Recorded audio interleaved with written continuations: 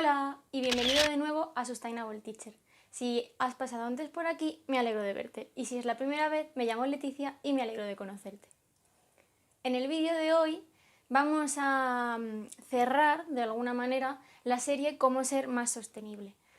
Pero lo vamos a cerrar no con consejos básicos que puedes hacer para ir cambiando en tu día a día, sino con consejos más avanzados. Son cosas que quizás son más difíciles de conseguir que otras que os he contado ya y que evidentemente, como siempre digo, no hay que hacerlas todas a la vez, sino de una en una para ir adquiriendo bien esos hábitos y mantenerlos a lo largo del tiempo. Si no has visto los vídeos anteriores de esta serie, los dejo por aquí arriba, la lista de reproducción, para que puedas verlos. Si este tema te interesa, no lo dudes, suscríbete, dale a la campanita y si te gusta este vídeo, dale al like. En el vídeo de hoy os voy a contar 4 formas más avanzadas de realizar cambios para ser más sostenible en tu vida. Como os decía, no es algo tan sencillo como pues utilizo servilletas de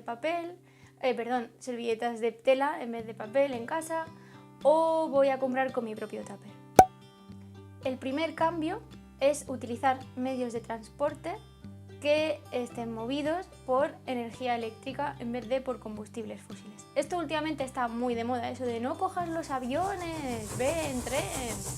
A ver, yo cojo un avión una vez cada 2 años, una vez cada 3 años porque me haga un viaje grande. Y sinceramente, para un viaje que me hago y si tengo poco tiempo, de una semana, y pierdo 3 días en ir en tren, pues no lo voy a hacer. Pero porque es un viaje muy de vez en cuando y además también ahora os enseñaré que podemos también compensar de alguna manera esos viajes en avión. Eso sí, si por negocios o por familia estás viajando continuamente en avión, quizás es un momento bueno para replantearte y cambiar el hábito. ¿Qué alternativa hay eléctrica? Pues normalmente, excepto que sea un coche eléctrico, que todavía les queda bastante para terminar de ganar autonomía en largas distancias, está el tren. El tren puede ser tanto un tren de larga distancia o un tren como un cercanías dentro de tu propia provincia, o el metro o el tranvía, depende de dónde vivas, tendrás una cosa u otra. Es cierto que todo gasta energía, es cierto que no toda la energía eléctrica proviene de fuentes renovables, pero probablemente, también depende de la compañía, ahora hablaremos de ello también, es probable que esa fuente sea renovable y por tanto el impacto a nivel ambiental sea menor que el de un combustible fósil. Si por ejemplo tienes que ir a trabajar y puedes elegir entre bus o metro, pues elige metro. Si tienes que desplazarte a un pueblo y puedes elegir entre bus y cercanías, pues elige cercanías. Si vas a trabajar y puedes elegir entre coche y cercanías, elige cercanías, porque además es un transporte donde va más gente, de modo que al final el impacto, la huella ecológica que tenga ese transporte se divide entre toda la gente que lo usa, no entre una sola persona que va en un coche. El segundo método, continuando con el tema de las energías, es sobre la compañía de electricidad que tienes en tu casa.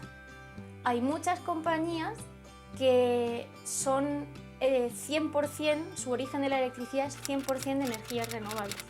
La más famosa y que dice que lo hace es Iberdrola. Luego hay muchas pequeñas compañías que también lo hacen, es tan sencillo como poner en Google o en Ecosia en mi caso, compañías eléctricas españolas con energías renovables y te salen un montón. Lo bueno de haber cambiado el sistema de electricidad en este país, que antes solo había una compañía y era de libre elección, es que podemos cambiar de una forma más fácil.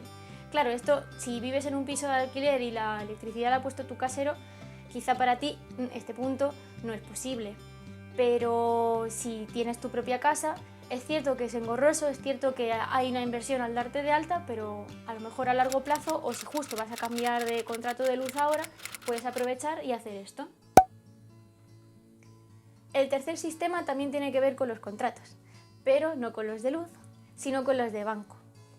Puedes intentar elegir un banco que tenga una visión más ética y por tanto un poco más ecologista, en el sentido, por ejemplo, de que no financien con sus inversiones combustibles fósiles o que financien incluso proyectos o ONGs que estén orientadas hacia el medio ambiente.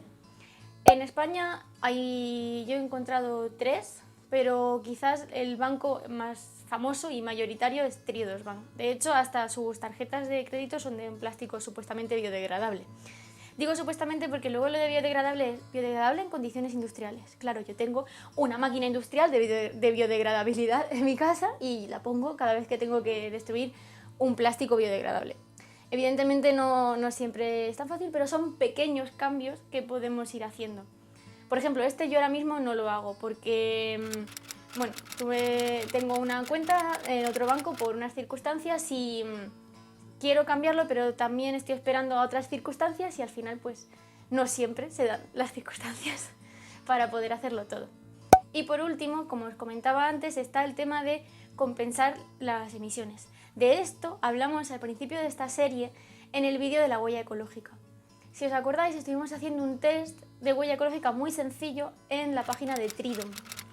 No solo está Tridom, hay muchas más empresas, en España hay más y luego también hay internacionales, pero quizás Tridom sea de las más grandes. Es un sitio donde tú puedas pagar para que se planten árboles. Árboles que supuestamente cuando crezcan van a compensar X cierta huella ecológica. De hecho, ya hay compañías aéreas, casi todas extranjeras también, que te dicen, cuando terminas de comprar tu billete, te dicen, con este trayecto vas a producir no sé cuántas toneladas o kilogramos de dióxido de carbono, de CO2. Y entonces tú también puedes decidir, en ese momento hay una opción de compensa tu huella y te dicen, pues vamos a plantar 5 árboles, 10 árboles por ti para compensar la huella de ese viaje. Pues es una forma. Yo, de hecho, en concreto tengo una suscripción en Tridom mensual, me van plantando árboles, que se supone que así más o menos compenso mi huella anual normal de carbono.